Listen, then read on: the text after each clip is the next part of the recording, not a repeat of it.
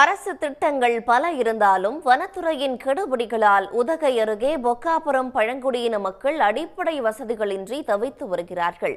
அது பற்றி விளக்குகிறது இந்த சிறப்பு தொகுப்பு. 70-80களில் கட்டி கொடுக்கப்பட்ட கான்கிரீட் வீடுகள்தான் இவை. எப்போது வேண்டுமானாலும் இடிந்து விழும் நிலையிலுள்ள இந்த வீடுகளில்தான் பழங்குடியின மக்கள் அனுதினமும் அச்சத்துடன் வாழ்ந்து வருகிறார்கள்.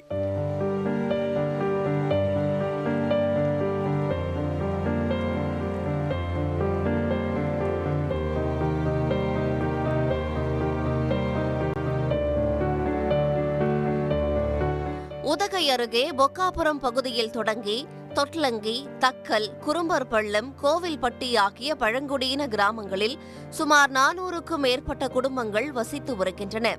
ஆடு மாடு மேய்ப்பது, மானாவாரி பயிர் சாகுபடி செய்வது என சுதந்திரமாக சென்று கொண்டிருந்த இவர்களது வாழ்க்கை கடந்த 2008ஆம் ஆண்டுக்கு பிறகு கேள்விக்குறியாகிவிட்டது. பொக்காபுரம் பகுதியை யானைகள் வழித்தடமாக வனத்துறை அறிவித்ததே இதற்கு காரணம். வீடு தான் எங்களுக்கு மெயின் பிரச்சனையே. எங்களுக்கு அந்த சாப்பாடு கூட அவ்வளோ இது இல்லை. வீடு ஃபஸ்ட்டு இருக்கிறதுக்கு நல்ல ஒரு குடிசை வீடு நல்லா வேணும். ஒரு காங்கிரீட் வீடு இந்த கவர்மெண்ட்டில் கட்டி கொடுத்துருக்காங்க. தொகுப்பு வீடு அது 89-90 கட்டியிருக்காங்க. அது நமக்கு எல்லாமே இடிச்சிட்டு எல்லாம் பழையதுங்க. மந்தி குதிச்சு எல்லாம் ஒழுகுது. கொஞ்சம் காங்கிரீட் வீடு இருக்குது. அதை இடித்து கொஞ்சம் நாங்கள் ஓட்டு வீடாக இது பண்ணணும். கொடுத்த 1 லட்ச ரூபா கொடுத்தாங்க. அதில் ரிப்பேர் பண்ணிக்கங்க அப்படின்னு. அப்போ நாங்கள் என்ன பண்ணோன்னா அதுக்கு ஓட்டு வீடாக ஜின்சீட்டு போட்டோம். அதிலும் மந்திங்க குதிச்சு ரொம்ப மோசமாக இருக்குது வீடெல்லாம். வனத்துறையின் கெடுபிடிகளால் புதிய கான்கிரீட் வீடுகள் கிடைப்பது மட்டுமின்றி சாலை, தண்ணீர் இணைப்பு என்று அடிப்படை வசதிகள் கிடைப்பதும் குதிரை கொம்பாகிவிட்டது.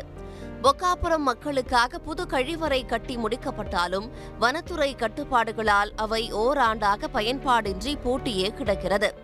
மெயின் பிரச்சனை பாத்ரூம், லெட்டின் ரூம்ன்றது ரொம்ப சிரமமாக இருக்குங்க. சின்ன குழந்தைங்கள்லாம் நைட் ஆச்சுன்னா 6 மணிக்கு மேலே ஆச்சுன்னா ரொம்ப கஷ்டமாக இருக்குது. ஏன்னா பாத்ரூம் பக்கத்துலேயே 2 நாள் கலாட்டை பண்ணிட்டு போயிட்டுருக்குங்க. அதுக்கு இன்னும் லைட் வசதியும் போடல, தண்ணி வசதியும் கொடுக்கலைங்க. எந்த ஒரு நடவடிக்கையும் எடுக்காமல் அப்படியே வச்சுருக்கோம் பஞ்சாயத்தில். பழங்குடியின வன உரிமை அங்கீகார சட்டம் 2006 படி பாரம்பரிய விவசாய நில உரிமை, குடியுரிமை, பாரம்பரிய சமுதாய வனநில உரிமைகள் வழங்கப்பட வேண்டும் என்பது விதி.